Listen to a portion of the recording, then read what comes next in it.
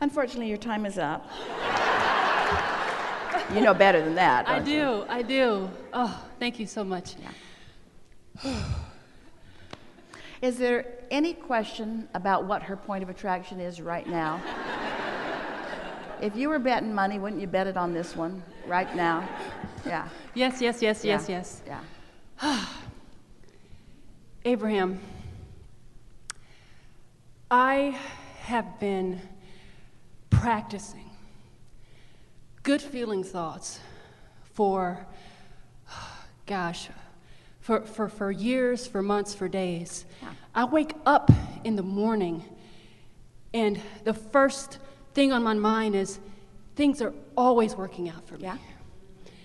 It's literally on the forefront. Yeah. When I go to the grocery store, I walk through the doors and a song will come on. Yeah. And it just brings me joy and I'm like, yes, wow, I'm just in the flow. Yeah. I walk past someone and I hear just the smallest bit. I don't mean to eavesdrop, but I hear the smallest bit. All the time. But I hear the smallest bit of the conversation that those particular words just cause my heart to leap with joy. Yeah.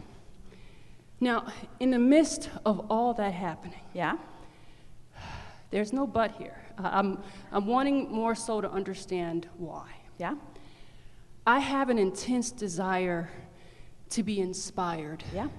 to want more from my life than what I currently see the physical results of. And yet, okay, bring it. It's all right. It's all right. It's all right. The first part of your story, valuable, valuable, valuable. But we get what you're talking about. So it seems prudent to work the bugs out where I feel that there are bugs. But it only makes more bugs. It feels prudent to get to the bottom of it, but there's no bottom. Okay. So it really is about just doing the parts that feel good, and the rest will follow that.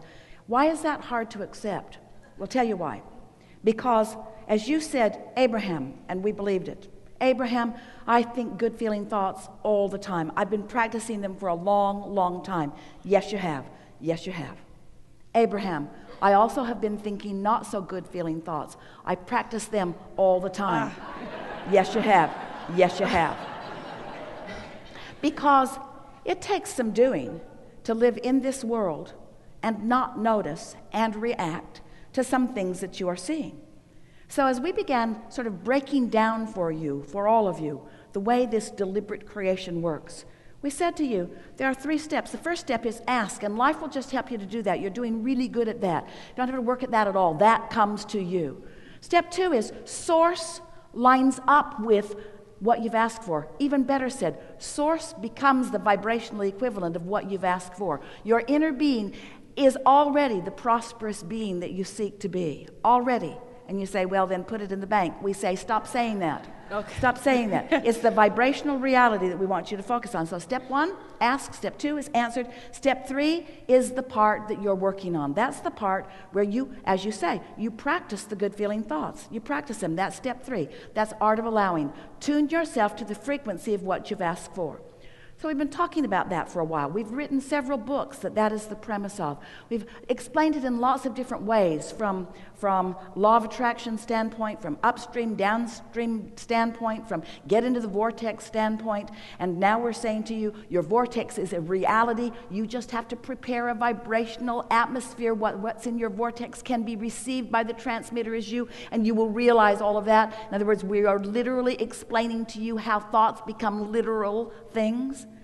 So you follow us and you're getting it. We can feel you. We can feel you come along with that. We could feel you saying it as clearly as we're saying it. And we could feel you, in many cases, sometimes, knowing it as well as we know it. But now there's a new step in the process. Esther said, let's call it step 4, let's call it step 4, let's call it step 4. Step 4 is the new step in the process. And step 4 is, I have practiced when it's easy to be wobble-free so much that now I don't wobble when I see one of those things that formerly caused me to wobble. Step 4 is I'm steady in my vibration regardless of what's going on. Step 4 is the unconditional living step. Because most people are offering most of their vibration in response to what they are observing.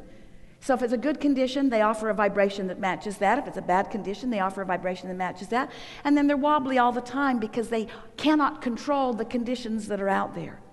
But when you've practiced, when you care about your vibration, when you're aware of the wobble, when you do it the easy way and you don't wobble and you don't wobble and you don't wobble and you are steady and law of attraction responds to it, without you even knowing it, there's a tremendous amount of momentum that is happening on that wobble-free thought, that wobble-free thought, that wobble-free thought, that wobble-free thought, until you're standing in a place of such stability that when the circumstance that still is part of your point of attraction because you live with those people or you live in the neighborhood with those people or you're watching that particular television program or. So that condition presents itself to you, but the question is, what is your vibrational stance when the condition presents itself to you? Esther said to us the other day, because she was sitting and making a list of things that she was feeling appreciation about. It went on and on and on. She was almost in a frenzy. She was feeling so much appreciation for things around her. Some personal, some just in general that the whole population is benefiting from. But she was in a high state of appreciation. And then she said, Abraham, she started out with that pool and that tree and the lighting in those trees and those flowers and that rose and that roadrunner and that owl that landed in the tree while she was having the conversation with herself. Who gets an owl in their tree? and then the sound of the water and then the fragrance of the roses. In other words, layers and layers and layers, so much depth in her appreciation.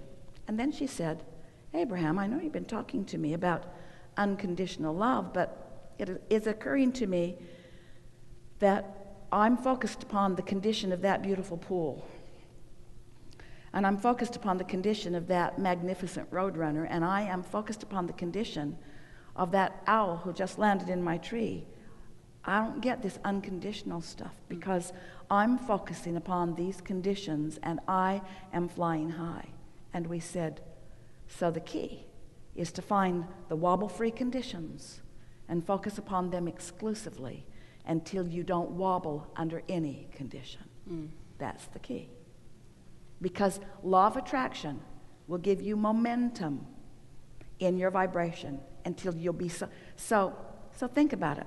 Something that you've been taking for granted, that in this moment you're not, and you're appreciating it. And because you're determined to feel good, and because you're focused in this appreciation, you manage to align with Source, who is also appreciating that. Oh, big time momentum on this one. When you start seeing that or that or that or that or that or that or that through the vibrational frequency of Source, you're doing some big time stabilizing of your vibration.